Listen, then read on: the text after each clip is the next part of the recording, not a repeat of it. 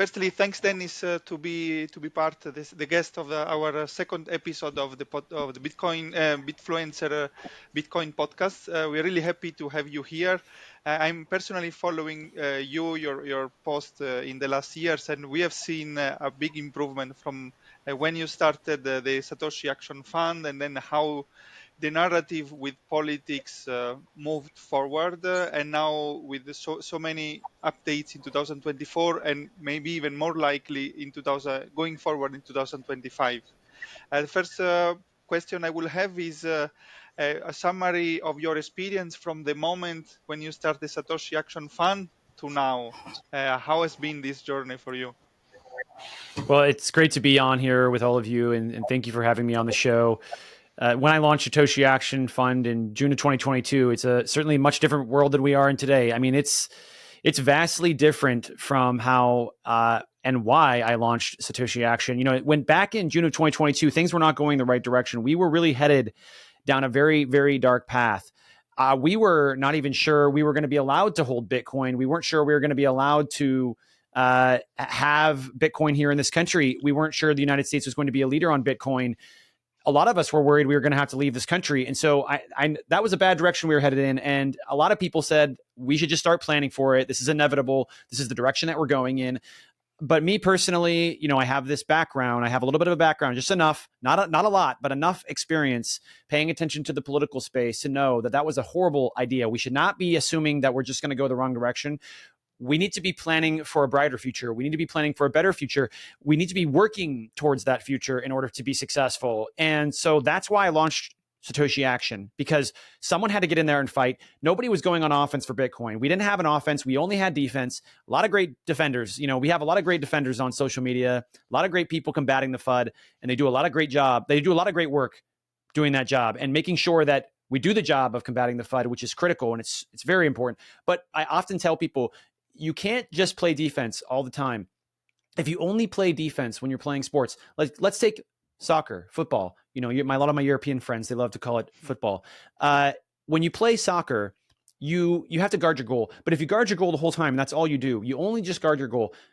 Yeah, your opponent won't score on you very often, but you'll never score any points, and so you'll never win a match. You'll never win a game because you didn't score any points for your team. You have to go score points for your team if you want to win. That's true in every sport. Doesn't matter what it is. You got to score points. So I launched Satoshi Action in June of 2022 with some great team members. We have the best team members, by the way. You know, people oftentimes they see me and they think it's just me. No, we have a great team. We have incredible people helping us, people that really know what they're doing. We put together the best people, to be honest. And the best people work for Satoshi Action. And that's why we're so effective. But we put this team together and we said, we need to go out and we need to start educating lawmakers and regulators on the benefits of Bitcoin and Bitcoin mining. We need to help them understand this. And then after we help them understand it, we need to have them pass pro-Bitcoin legislation. You know, a lot of lawmakers, a lot of politicians, groups will let them get away with just saying nice things about them. I don't want lawmakers to just say nice things about Bitcoin. It was great. You know, you tweeted about Bitcoin back in 2022. If you tweeted about Bitcoin as a lawmaker, you got all sorts of engagement on social media. A lot of people would be very happy about that because no one was saying great things about Bitcoin. But we got some lawmakers to do it, and they got a lot of attention for it. But we can't stop there. We got to keep pushing. We got to make sure we score points. And the way we do that is we pass legislation. We introduce legislation, and we pass it into law. So once we're done educating the lawmakers and regulators on the benefits of Bitcoin and Bitcoin mining, we turn right around and we say, okay, well, now that you love Bitcoin as much as we do, here's a piece of legislation. It's just a model. You know, I call it model policy. It's very common. You know, if you're not in the policy space, a lot of people haven't heard this term before. We craft model policies, and these model policies are used as a framework for the lawmakers, and they can use the model the way we wrote it, or sometimes they make little changes to it. You know, it's just a framework. It's just an example. So they take that model after they learn from us about Bitcoin, and they say, well, I'm going to introduce this legislation. In our first legislative cycle, we got 7 bills introduced in 7 different states. We ultimately passed 2 bills into law, but it was a lot of work. I mean, back then, it was tough times. FTX was collapsing. SBF was on his way out. And nobody hates this guy more than we do. You know, SBF, he's the ultimate scammer. But he caused a lot of problems. A lot of lawmakers were not interested in learning about Bitcoin, and they certainly weren't interested in passing pro-Bitcoin legislation. But we had such a great team and such a great strategy that we got it done anyway. We got it done when no one could get it done. and we passed 2 bills into law to protect the right to mine. We protected the right to mine Bitcoin because we got to have the Bitcoin mining here in this country. We need to save the clean energy industry with Bitcoin mining. We need to reduce methane emissions with Bitcoin mining. We need it to balance our grid, and it's so good at balancing the grid. Everybody has seen that in real time, and we can come back to that in a little bit here. But you got to pass these laws, and we did it. We did 2. Then we took a break, and we went back again for the next legislative cycle, except this time we doubled. We doubled how many introductions we got. In fact, we got more than double. We got 16 bill introductions for what we call our Bitcoin rights. We expanded the legislation. We didn't just do right to mine. We said, you know what? We need to protect all the Bitcoin rights. We need to protect the right to mine, the right to self-custody, the right to run a node, the right to peer-to-peer transactions. And we did. We introduced it in 16 states. We did other legislation too, but we introduced this bill in 16 states, 16 times, and we got 2 bills passed into law, even though it was a much harder bill to pass. Way more was in this bill, but we got it passed. So we had 4 bills total now that we passed into law. But now we're back. Yes, we're back. Great. Okay, let's do it. So, I mean, where I stopped at, we were working hard. We were working hard to be able to get these bills introduced, but a lot of things has changed. Going into the 2024 year, we did not know that this year would be a revolutionary change for Bitcoin and Bitcoin policy. It was really sort of like a catalyst year for Bitcoin. We have had a total difference in change of how we have lawmakers approach us. In the past, we'd have to go up to lawmakers and say, hey, this is a great idea. You should do Bitcoin. This is why Bitcoin is great. And this is why you should include Bitcoin in your approach to your policy and your state level. But we'd have to do a lot of work to do that. It would take hours of work, and we'd have to seek these lawmakers out, convince them it's a good idea, then convince them to introduce the legislation. But now it's totally different. After the election, we have a totally different environment where lawmakers are reaching out to us. They're reaching out to us and they're saying, we want to do strategic Bitcoin reserve legislation. We want to do Bitcoin policy. One in particular, and I'll finish here and I'll toss it back to you guys, but this is just a good example of how different it is. We used to do all this work to get lawmakers to reach out to lawmakers and say, hey, you gotta do Bitcoin. Now we have them calling us. One lawmaker in particular, he's a Bitcoiner. He said, I just won my election. He gave me a ring and he said, I just won my election and I've been a Bitcoiner since 2017 and now I'm a state senator. And I want the very first thing that I do to introduce strategic Bitcoin reserve legislation. So it really is a very different time we're in. It's an incredible time we're in. And we're just proud to be here at the forefront of all of this, ready to be able to help lawmakers across the country and really the world to introduce legislation like strategic Bitcoin reserves. Great, thanks. Thanks for the summary. Also, I can totally agree to say 2022 was a completely different years. I think every Bitcoiners at least went to the cycle 2020, 2022. We are the scar somewhere, going from 69 to 16. But not only the price, but as you said, everyone was against politics, economics, the context. No one didn't want to hear about Bitcoin, and now it's a completely different world. And it's just 2 years.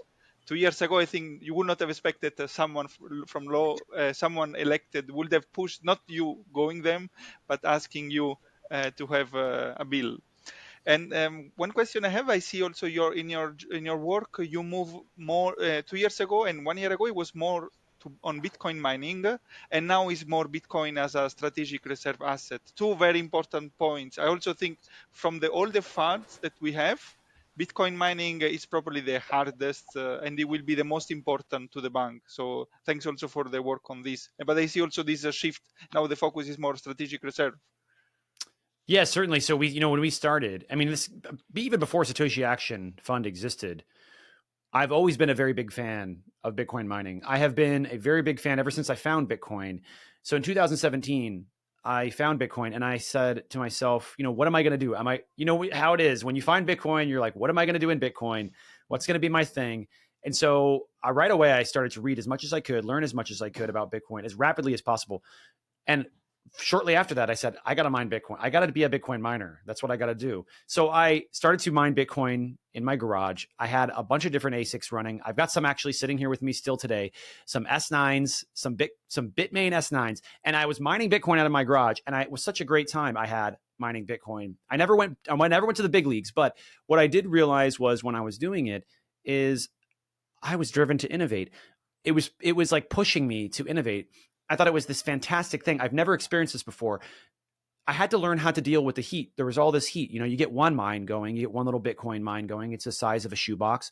That's fine. It's only a little bit of heat. But then you get 3 or 4 or 5 going, and you can't just leave them down there in your garage, your basement. Your basement will be warm, but it'll get too hot, and it'll get so hot you got to do something with the heat. Otherwise, the computers will overheat and they'll crash. So you got to do something with the heat. I was driven to innovate there. I innovated and I built myself my own little pod, and it pointed it out the door. It was this great little pod I built. I got some photos of it. But I also had to figure out what to do with the noise. There was, once you get to 5 machines, 6 machines, all of a sudden you got a little bit of noise problem on your hands. They have these loud fans on the front and the back of them. So you got to deal with the noise. And so I also dealt with that. And then I was like, wow, my power bill is getting really high. You get to 10, I got up to 16 machines. You get up to 16 machines and your power bill is very expensive. Most people are used to paying $200 a month. You can pay thousands and thousands of dollars a month potentially with just 16 machines. So I'm going to my power company and I'm saying, hey, how do we get this rate down? How do I get my power bill down? And then I'm doing, other things like software, trying to figure out how to use the software, how to make my mind more efficient. So I'm being driven to innovate by Bitcoin mining. I've never felt this way before in my life. I had all of this urge all of a sudden to innovate the heat away, to innovate my power bill down, to innovate ways to get rid of the sound.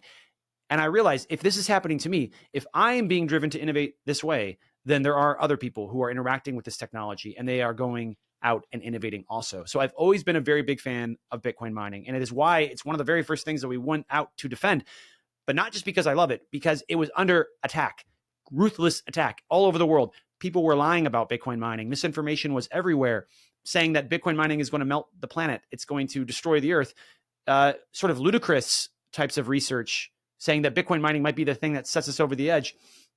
So a lot of misinformation about something that I care deeply about, not only just Bitcoin, but Bitcoin mining. I was very passionate about it.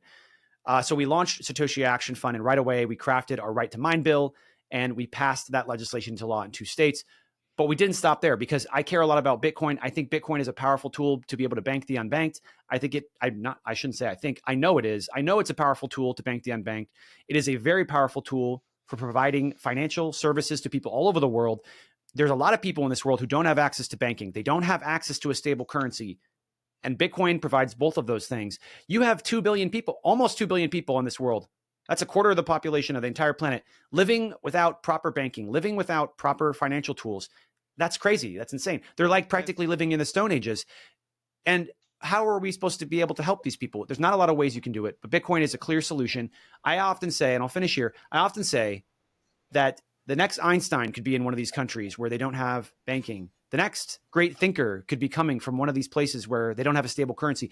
But we'll never know. We'll never be able to help them reach their potential because they were never able to save up for their first textbook. They were never able to afford to get a computer to be able to study for university. And so we never discovered that next great thinker. There's 2 billion people living, breathing, and dying every year that don't have access to these services. It's criminal. It's something that we need to get rid of. And I think Bitcoin can obviously get rid of it.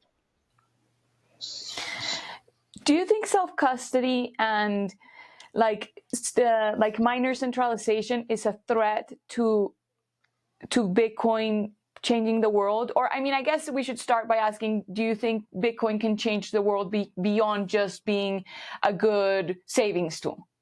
Absolutely. 100%. It's going to change a lot of things. There's a lot, we're just starting to understand the potential of this technology. It's like the internet. When the internet came out, nobody knew what it could do. They just said, oh, wow, we can send little messages to each other. And then everyone thought it was for the scammers. They thought it was for the scammers. They thought it was for criminals. They thought it was for bad stuff. They only thought bad things could happen with it. The same thing happened with Bitcoin. But lo and behold, the internet, we can do a lot of great stuff with the internet. You can do bad things too, but you can do a lot of great things have happened in the world because of the internet. Me and you are talking right now. We can live stream this. We can talk to each other. We can order food. We can have food delivered. We can have a car pick us up. There's millions of jobs and trillions of dollars in GDP that is added to our economy because of the internet. You can do a lot of great humanitarian things with the internet as well. And a lot of great medical improvements because of the internet. So the internet has done wonderful things for the world. And we're just now really getting to the peak internet is what I would call it. But we have just begun the path with Bitcoin. And we really don't know for sure how much good will come out of it. But we do know that Bitcoin will help to bank the unbanked. We do know that Bitcoin mining is going to be a very powerful tool for balancing the grid. We know it. It's happened. In Texas, you had Winter Storm Uri and Winter Storm Elliott. Winter Storm Uri came down, pummeled the Texas grid, caused a lot of problems. And then what happened? Winter Storm Elliott happened almost 1 year later. And the Bitcoin miners were there ready and willing to wind down and deliver their energy back to the grid in the middle of that emergency when no one else was willing to do it. The miners were willing to do it. And they delivered the power back. And when they did, they probably saved lives. I mean, the last storm, Winter Storm Uri, over 700 people died. Nobody died in Winter Storm Elliott because Texas was more well prepared, and Bitcoin mining was a big part of making sure that they were prepared. And we're not just the only ones saying that. We saw it happen live, but we also wrote a paper. We co-authored a paper with the late, great Brad Jones. He was incredible. He was probably the best ERCOT CEO, and he was also the New York ISO CEO. Those are the big grids here in the United States. There's two big grids. The guy was a legend, and he understood Bitcoin mining, and he understood its value. And so he also agreed with us. He co-authored an academic paper. You can go see it on our website. Co-authored a paper outlining how fantastic Bitcoin mining is, not only at balancing the grid, but also for saving clean energy. And I really do believe that. I believe that Bitcoin mining is going to save the green energy industry. They're in a lot of trouble right now, and they need a lot of help, and Bitcoin mining can solve it. So yes, there's going to be a lot of things that Bitcoin does for the world. Everything from bank the unbanked to provide financial services to improve, what do you call it? Cross-border payments. A lot of cross-border payments going on in the world where people are spending way too much money on them. Bitcoin can solve that as well. And also, we can enter into a new world where we don't have a money that's constantly falling apart. We have a money that is scarce and holds its value. People can save and plan for the future better. That's a money that we need. That's a better money for society. And I think a lot of great things are going to come from it. By running... On the note that Bitcoin is money, where do you think are the chances that the United States will change the status of Bitcoin from an asset to a currency, and therefore, where do you see the taxation of Bitcoin going? I mean, taxation, it just depends on how you want to view Bitcoin. You know, a lot of people are really concerned about the capital gains on Bitcoin because you got to have it. It's got to be able to be used as money. And you can't have capital gains every time you're using Bitcoin. That's crazy. It's like, imagine if you went to buy coffee every day and all your groceries with the dollar. You're using the dollar, you're buying everything with it, and every transaction you have to record it, and you have to record how much it went up and how much it went down. Because even the dollar goes up and down in value. People don't know this, but the dollar goes up and down in purchasing value all the time. It's just very small amounts at a time. But imagine you had to track all of that every single day. How crazy would that be? They're making us do that with Bitcoin. It's impossible to use as money because you can't even use it, because every time you use it, you got to track everything. I think we got to solve this problem. I don't think it's a problem we need to solve right now, but we certainly need to solve it in the future. Bitcoin right now is better served in the United States as an asset, as a way to hold value and store value into the future. The dollar's, a lot of people complain about the dollar, but the dollar is a really, really good currency. It is the best currency we've ever had in the world. A lot of people might not like me to hear that, but it's true. And anybody who has the dollar is much more likely to hold Bitcoin. So a lot more people should have the dollar because it's going to help them get more Bitcoin.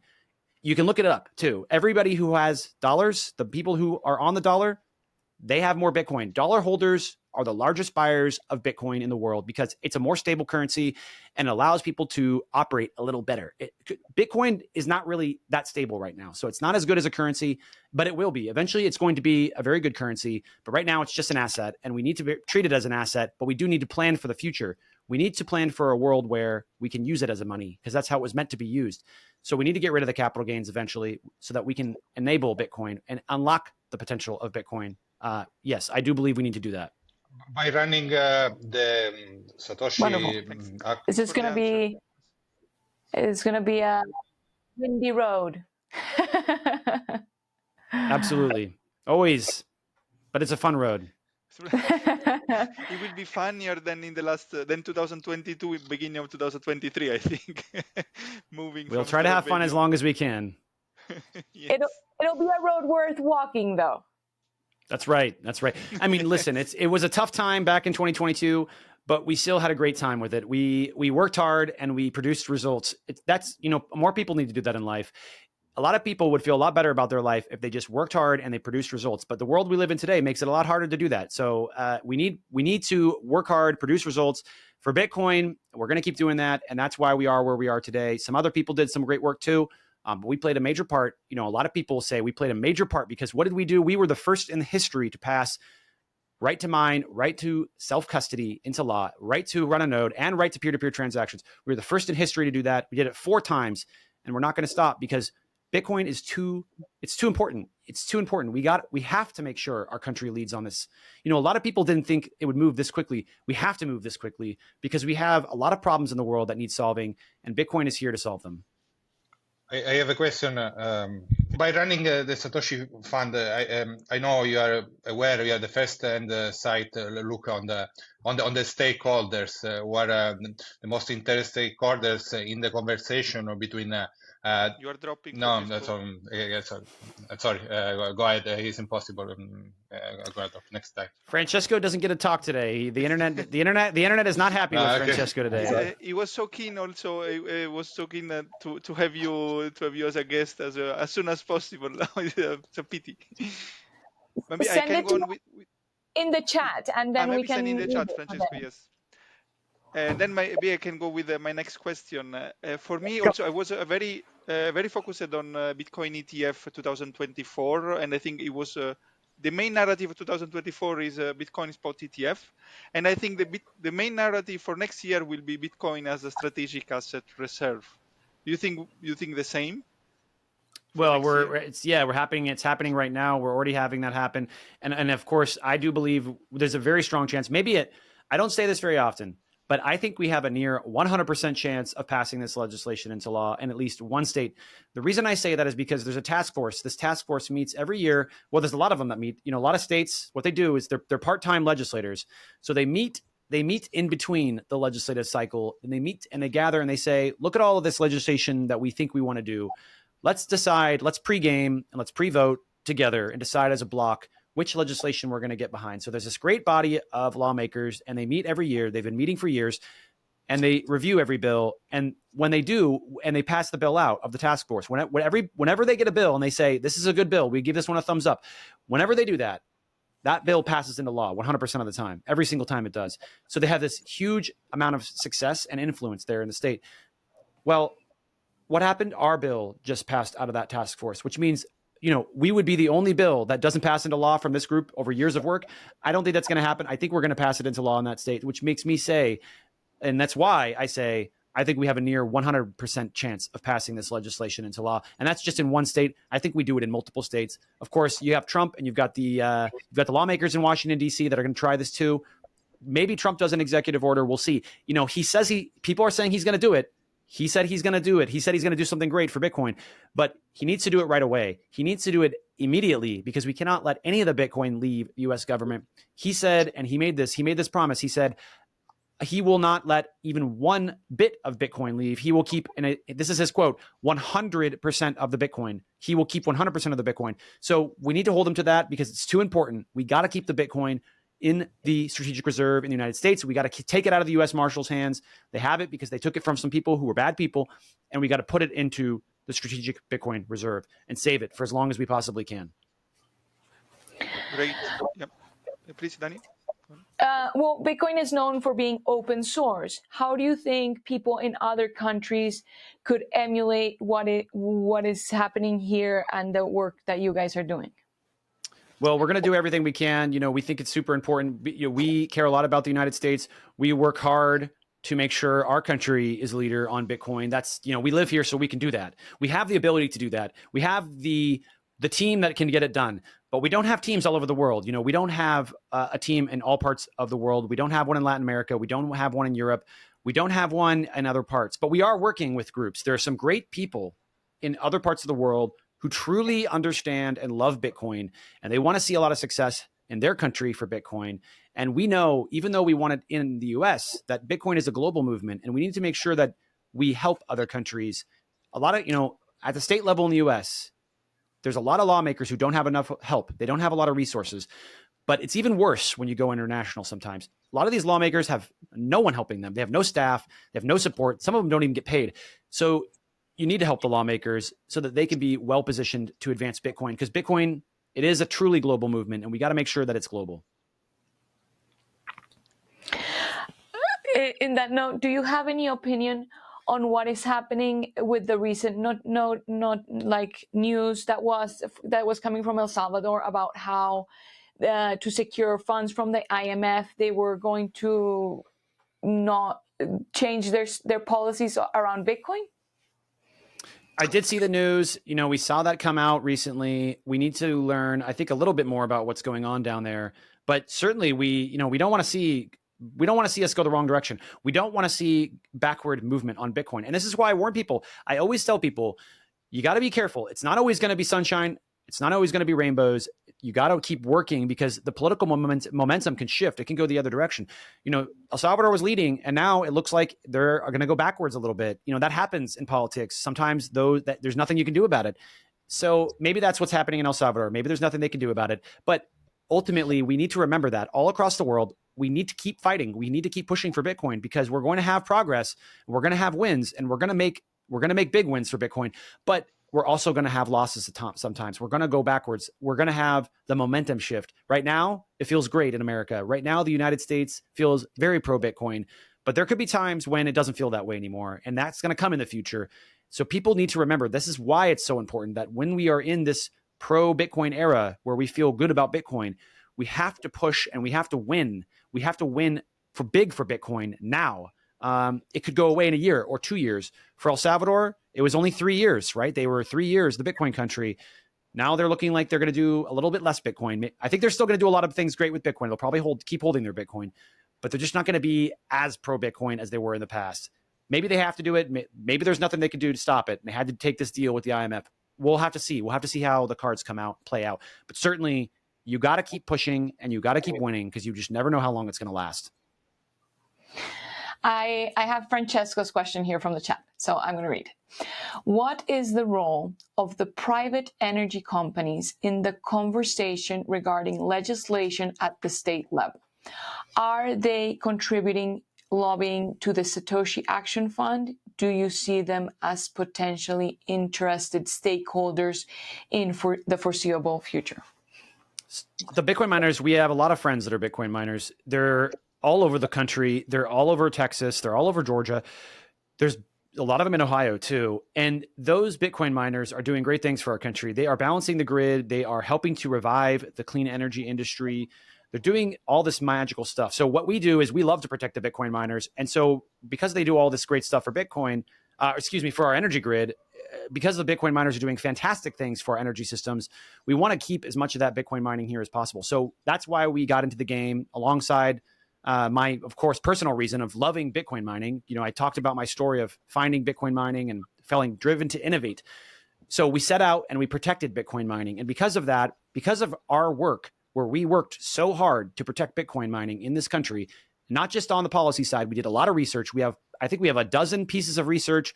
Some of them got it through the peer review. One of them was talking about how great Bitcoin mining is for mitigating methane emissions, which methane emissions, for those that don't know, it's way worse than carbon dioxide for the environment and for the climate. It's poisonous too. Carbon is not poison. Like you can breathe it. The plants eat it. It has some value. Methane doesn't have value other than that you can burn it. You can burn it and you can use it as a fuel, and you can use that fuel to create electricity for a generator, and you can mine Bitcoin with it. Well, we wrote a whole paper about how great Bitcoin mining is at eliminating methane emissions, and we got it in a top 2% journal. So because of all this work that we do for Bitcoin mining, the Bitcoin miners love us. Of course, we're protecting them. We're advancing them. We're doing research. We're a nonprofit. So yes, a lot of the Bitcoin miners support us. Not all of them, but some of them, the smart ones do. The other ones that don't, they will eventually because they're going to continue to love the work that we do for Bitcoin mining. And sometimes they don't want to support us, but most of them do. And the most of them love the work that we do. I guess his question also wanted to know about the private energy companies and if they were in any way involved. The private energy companies, they are coming. So there's a lot of energy companies looking at the space. Do the private energy companies lobby alongside the Bitcoin miners? No, they not yet, but that's going to happen. And the Bitcoin miners are also going to be buying the energy companies. I don't know if you saw recently, but Marathon, it's the largest Bitcoin miner in the world. They bought a wind farm. So they do a lot of work to be able to get connected to the energy companies and to own the energy assets. So you're going to see this, I think, conversion of the world. You're going to see energy companies and Bitcoin miners become the same. And then, of course, I think at that point, you'll definitely see Bitcoin miners who own energy assets be involved in lobbying or supporting pro-Bitcoin policies. Wow. Do you think on this private energy company, do you think it will be they themselves, like Shell mining Bitcoin, or Shell partnering with Riot or with Marathon? And having a contract with them, and they will do the mining. I mean, absolutely. I mean, Exxon already mined Bitcoin. Exxon is one of the largest energy companies in the world. They were already mining Bitcoin. But you're going to see more of this happen because Bitcoin mining is a piece. I keep telling people this. It is a piece of energy infrastructure, just like a battery. A battery, you can plug it into anything. You can plug it into a coal plant. You can plug it into a gas plant. You can plug it into renewables, which is where it's best. That's where it has the best purpose. But Bitcoin mining, you can plug it into anything also. You can plug it into gas, coal. You can plug it into renewables. But in my opinion, again, I think it is the best at helping with renewables because renewables have this big problem. There are a lot of renewables all over the world. We have done a great job of building this very clean energy asset. You know, a lot of people love renewables and they want to make sure we have more renewables. There's a bunch of reasons why we need renewables. It helps to diversify our energy portfolio and it's very clean and very cheap energy, but it has a very big problem, huge problem. Those wind and solar farms, they need to go where the wind is strong and the sun is bright. And that's not usually where people live. That's not where people buy power. So they have to go way out to the desert and they have to go to places where the wind is really strong, sometimes all the way in the ocean. And they have to go where the sun is super bright. And these places are far away from where people buy power. So you have to transmit that power back to where people buy it, right? You got to get the power to the market. So you transmit the power over these very large high voltage transmission lines and you put it back in a place where people can buy it. The problem is those lines are very expensive and they're very time consuming to build. Sometimes they take more than a decade to build. And in the meantime, you have wind and solar farms sitting there, not selling any power. Sometimes they don't sell as much as 50% of their power because they can't get it to market. So it's very important that we sell all the power from the renewable energy assets because we need to make sure that they're supported. We want them to sell all the power because then they don't need the subsidies. They don't need the programs to support them. They can operate in the free market and we want them to do that. We want the renewable energy industry to operate in the free market and to sell all their power. So what can you do with Bitcoin mining? Instead of just wasting all that energy, and it's a lot of energy waste. If you go to California's website, California ISO, they have a whole thing that tracks all of the curtailment and they are on track. You look it up yourself. Go check the chart. They're on track to curtail, which means waste. They're on track to waste more energy by 2030 than the bottom 36 nations combined. It's an incredible amount of power that's being wasted and not being used. What can you do? The Bitcoin mine can go in. The Bitcoin miner is the opposite of wind and solar. It can be anywhere. It doesn't need to be where the wind is strong and the sun is bright. It can go right next to anything, anywhere, because you got Starlink and you got internet all over this planet. And that's all the Bitcoin miners need. So you go and you put the Bitcoin mine right next to the wind and solar farm and you monetize and you use 100% of the wasted energy, ultimately helping to not only green the Bitcoin network, but also making sure the clean energy industry is protected and is advanced. That is a big win for the energy world. That is a big win. And this is why I say it is a piece of energy infrastructure. And energy companies are going to wake up to this one day. People thought I was crazy back in the day when I was saying this. I don't look so crazy anymore. They're going to use it all the time. They're going to be constantly using it. In my opinion, the largest energy companies in the world are all going to be mining Bitcoin. Amazing. Thanks. Do you think this will still be true once the rewards end and the emission ends and all of the reward is based on fees?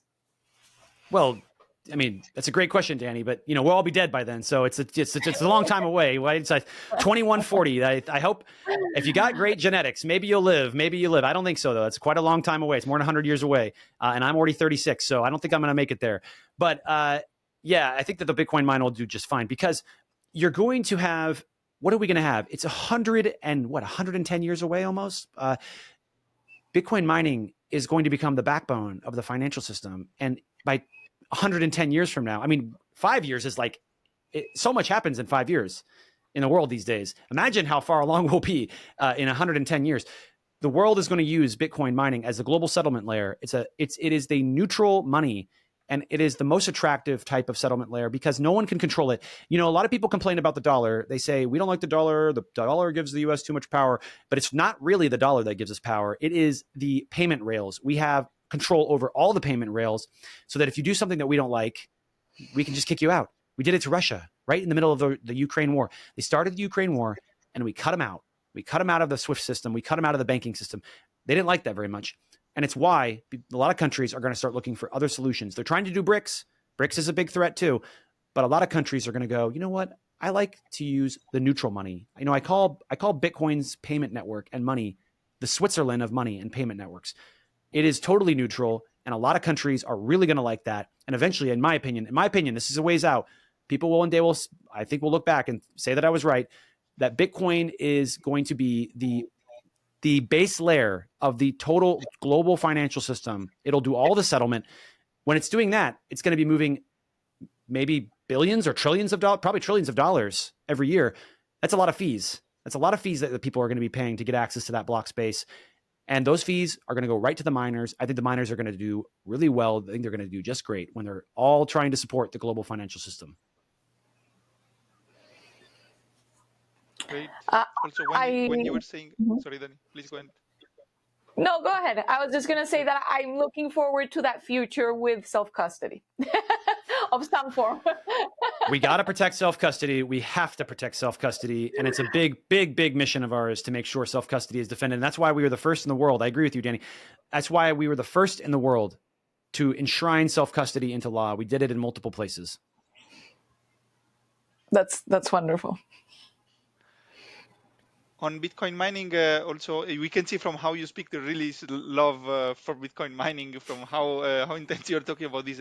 I also I read several articles from Daniel's Batten and many others. I see also the narrative change. 2021-22, they were all referring to De Vries that was saying that Bitcoin mining was bad for the environment, and then now it's changing 2023.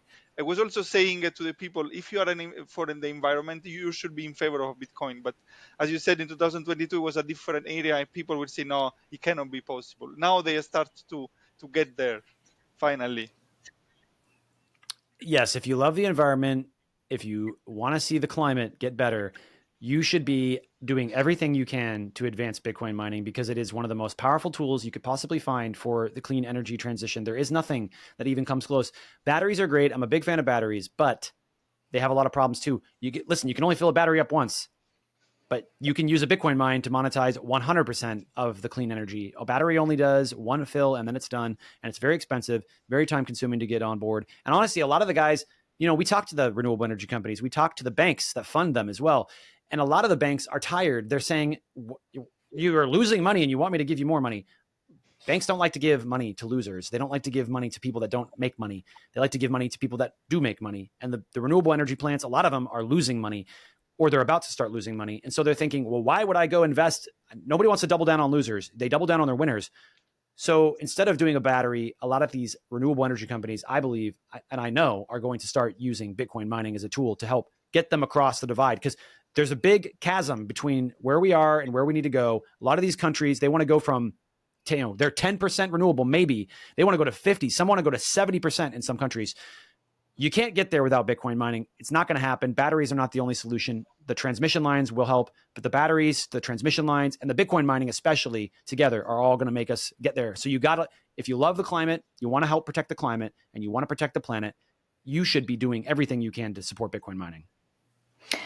I was asking somebody in the El Salvador conference about, like, he was talking about similar subjects that you are, and I was asking him if there was a way to determine what percentage of the energy that is currently used for Bitcoin mining actually comes from, like, wasted energy, because I do understand the math about the methane, and that is in favor of the environment, but I'm wondering, is there, like, what percentage of the mining is actually absorbing that kind of wasted energy, and what percentage of the mining is still just consuming on the grid traditional? Because it's so competitive that I'm guessing a lot of the people can no longer afford to, like, be on the regular grid. And I was wondering if there's a way to, if you have numbers to indicate, like, what percentage of people are using what.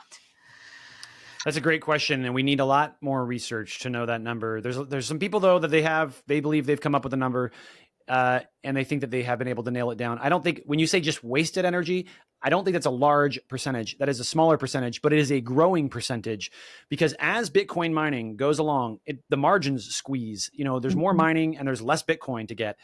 So the margins are getting tighter and tighter all the time, which means that the miners have to become very efficient. They have to become ruthlessly efficient. Otherwise, they're going to go out of business.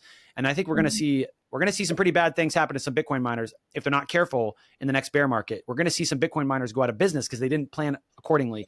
And what's going to happen though is the margins are going to squeeze, and eventually the only thing might be the only thing left for them is to go for the wasted energy, because wasted energy, the great thing about it, if you can go use it, it's basically free. Why? Because no one wants to buy it. No one's paying for it. So it's free, or it's nearly free. So that's going to be where Bitcoin mining goes. It's going to go to the edges. It's going to go to the places where the energy is not being used, especially as we move towards a world where more and more demand for power is increasing because of the things like AI. The AI guys, they don't care what they pay for power as much as the Bitcoin miners do. They'll pay much, much higher prices for power, and they want way more power than the Bitcoin miners. So those AI guys, they're going to also squeeze the Bitcoin miners out because they want all the power. They want way more power than Bitcoin mining. But the Bitcoin miners, they're the only ones that can truly go after the wasted energy, because the AI guys, they got to be on the grid. They got to be close to the city center. They don't want to be out in the middle of nowhere mining Bitcoin next to a renewable, and they like using the energy from a renewable energy plant in the middle of nowhere. They got to be close to the city center, and they got to be where there's power all the time. Bitcoin miners are very unique. The Bitcoin mine can wind up and down. It can be on 40%, 50% of the time, and it can still be profitable, and it can still be a business. AI guys can't do that. They have to be on 100% of the time. They need like all this extra power to be able to make sure that even if they go down, that they can boot up some generators and they can still be on. So it's very different, but the Bitcoin miners are really well suited to continue pursuing wasted stranded energy. It's going to become a much bigger portion of the Bitcoin mining over time. But certainly today, if you want to talk about clean energy or renewable energy, a lot of Bitcoin miners are using clean energy because hydropower is a very good resource for Bitcoin miners, and a lot of hydropower goes wasted too. So that's a really great place for Bitcoin miners to be. And a lot of the hydropower Bitcoin miners are doing a great job of adding a good percentage of the Bitcoin network as clean Bitcoin mining power. So I'm very excited about the direction Bitcoin mining is going from not only a clean energy perspective, but also a wasted energy perspective. Mm-hmm. I have another question, but it's a little bit of a change of subject, so I don't know if you have another question. It will be also for me, but it's a different subject as well. Please go on. Okay. We'll make it. Okay. Thanks for the extensive description of Bitcoin mining, Dennis. Really appreciate it. Yes, all very powerful stuff. Well, my question is, do you think it's viable for a country today to go on a 100% Bitcoin standard? That's a great question. That might be a little bit difficult. You could do it. You could probably do, maybe 95%, but it's tough. The problem is a lot of these countries, a lot of these states, these governments, they have a budget and they have to stay on their budget. They have programs they got to pay for. A lot of them have their firefighters or their police officers. They've got healthcare. They've got a lot of these things that cost a lot of money, and they need to be able to know that they can pay those bills. Well, if you see a Bitcoin, if you put your country 100% on Bitcoin, that could be a little bit risky for some of those countries that have a lot of programs, because you got to pay for your stuff. You can't just stop paying as a country. That puts you in a really bad spot. And so some of these countries, they're going to need to still hold on to a lot of cash for now. But I think there will be a time when that does happen, where a lot more of these countries will hold a lot more in Bitcoin, but they have to have enough money for their budget. They can't deal with a 50% drawdown, on the money that they spend. But certainly they should be saving in Bitcoin. They need a strategic Bitcoin reserve, because if the world does if the world does have problems with money, and we do see inflation and we do see monetary debasement kick up again, that Bitcoin mining can protect them. That Bitcoin can protect them, and they need to have the Bitcoin on their balance sheet.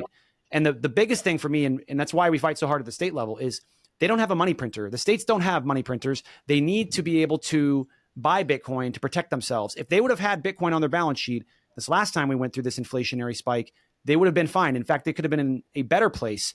I just recently went to the state of Washington. In the state of Washington, they have a $12 billion budget deficit over the next 4 years. It's an incredible amount of money that they don't have, because it's all because of inflation. The cost of everything is going up, and the money isn't enough anymore.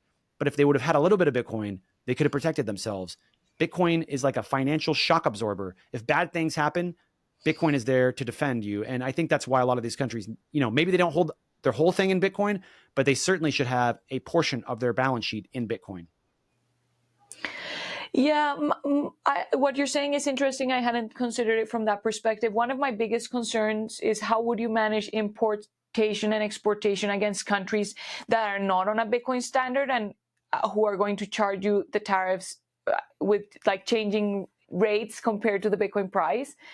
So, but also you also have your internal expenses, which are commitments that relate to what you're saying. That's very interesting. Thank you. Thanks. Maybe I can go on with the next question. Mhm. Dennis, you referred to the miners should be prepared for the bear market. So we have seen in the last 12 years three bear markets where Bitcoin went down 60 or 80%.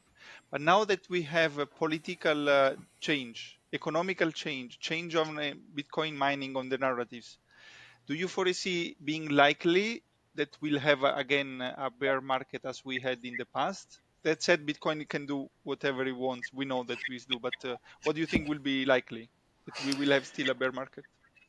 I'm sure there will always be cycles. There will always be Bitcoin going up and Bitcoin going down, and for some time. And certainly, I do think it's possible that we could enter another bear market where Bitcoin does drop. And so that's why the Bitcoin miners, they need to be prepared. You know, a lot of these Bitcoin miners, they are mining Bitcoin way too expensively. They need to be bringing those numbers down. You got to be a responsible, efficient miner. They're going to feel good for some time, and I hope that this market goes up and stays up for those miners. But I know there's some miners that I talk to, I can tell, and I look at the numbers. They're not going to make it if Bitcoin goes down a lot. And so we got to be talking to these miners, and we got to make sure that they stay efficient. We can't get too greedy. You know, a lot of people get greedy in this world, and that's what hurts them. We got to make sure we're careful with the Bitcoin mining, because there's a lot of people who are going to become dependent on Bitcoin mining, especially as Bitcoin mining becomes an integral part of our energy system. The more we use Bitcoin mining as a piece of energy infrastructure, the more important it'll be for those miners that do that to be running efficiently and using it efficiently. And if they're not, then they're going to cause problems. You know, we've had this happen before in the past. Back in Washington State, going back to that state, the state there, they're not big fans of Bitcoin mining, because what happened is a lot of miners came in, they started to plug in, they started to use a lot of energy, and things were going well. But then a bear market hit, and a lot of those Bitcoin miners went bankrupt, and they caused a lot of problems, not just for the energy providers who are now concerned, but also they caused like the rates of energy to go up for some people as well. So it's a really big problem. We cannot have that. We don't want that to happen. So we need to make sure these Bitcoin miners are preparing for these bear markets. Thank you. I want to ask a question that is a little bit like talking about what is not spoken, because you know, Bitcoin, since its birth, it's a little bit parallel to the government. So sometimes seeing the government and policy hand in hand with Bitcoin, it's hard to like come to terms with those ideas coming together, because Bitcoin privacy undermines the government's ability to surveil, and it undermines the government's ability to censor, and like what you were talking about, like the payment rails. So like, how do you see this playing out? Because there must be a huge faction of the government that doesn't want this power to be undermined. And so how do you see this playing out? Like, because I see these as forces that are in conflict, and you're in a position where like you're kind of bringing these forces together. So it's, I don't know, it's complex. It's a great question, and this is what I say to people oftentimes. You know, a lot of people for a long time, they said, we got to stay out of government. We don't want to do the government. We don't want to do politics. We're not interested in it. But it doesn't matter whether you're interested in politics. It doesn't matter whether you're interested in government, because the politics and the politicians and the government is interested in you, and they're interested in your Bitcoin. So if you want to make sure that you're having a country that's pro Bitcoin and goes the right direction, we need leaders. We need Bitcoin leaders to get into politics. You know, a little bit like myself, I did that. But also we need them to run for office, and they will run for office, and they will win their offices. And then the government has Bitcoiners in it, and then the government does things that are good for Bitcoin. So this is a world that I'm trying to create. I'm trying to, what do they say, manifest. We want to manifest a world where our government does good things for Bitcoin, where we all see how valuable this technology is, and we want to make sure that our people can benefit from it as much as possible. So certainly there are people in government that don't like Bitcoin, but we need more people in government that do like Bitcoin, and then we can do some incredible stuff where we are unlocking the potential of Bitcoin, not only here in the United States, but all across the world. It's wonderful what you just said, because it brought me back to the idea that we, the people, are the government. And it made me realize, like in Switzerland, Bitcoin is a huge thing. Even though the Swiss have a very strong money, like the franc, the Swiss franc is a very hard money. Like the Swiss, because the government is run by the people, it's really for the people and in benefit of the people. So you give me a little hope. Well, we're really similar to Switzerland. Switzerland actually copied the United States, the government model that we have. The cantons there, they're all like states. They're like little states. And the cantons are a great place to do policy and to get political momentum started. I was helping a lawmaker there in Switzerland, and he's doing great stuff. So we like Switzerland. We like Switzerland in the sense that they have the government very similar to the United States, and you can have people by the people for the people government. We have it here in the United States. It's possible, but we just need to work a little harder to make sure we actually have a government by the people for the people, and that's going to take people getting involved and getting engaged. And it's going to take people being smart and strategic and helping us to be able to have more Bitcoiners elected to office. We need way more Bitcoiners running for office and winning their office and passing very pro Bitcoin policies into law. I'm looking forward to it. Well, I'm helping already. I said this on Twitter. I said, reach out to me. I'll do a little training. I'll help you a little bit. I can't run your campaign for you, but I'll give you the jump start. So I've already talked to, I think, 5 or 6 different people that are going to try to run for office. So there's 5 or 6 people right now that I've given a little bit of training to, and I'll keep trying to help train them so that they can get into a good place to be able to win their offices. Because like I said, we need more pro Bitcoin people, actual Bitcoiners in government. Actually, the number can only go up, right? Because once you are a Bitcoiner, right. You cannot unlearn Bitcoin, as we say.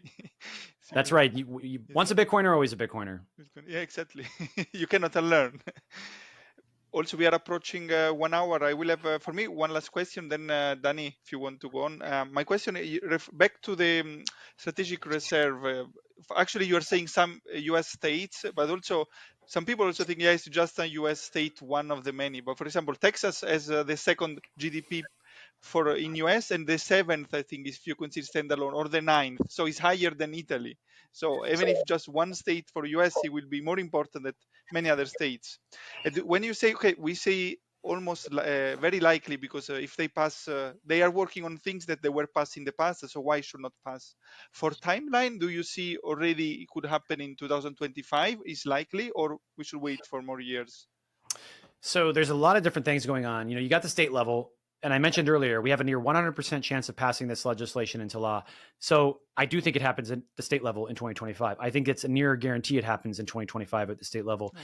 And also at the federal level, I think there's a strong chance that Trump could do an executive order. A lot of people want him to do this executive order, and a lot of people that are close to him are saying that he will do it, but we don't know. We have to wait. We'll wait and see. January 20th is coming very quickly, and we will know right away if he's going to do it. And if he doesn't, but we still need to push.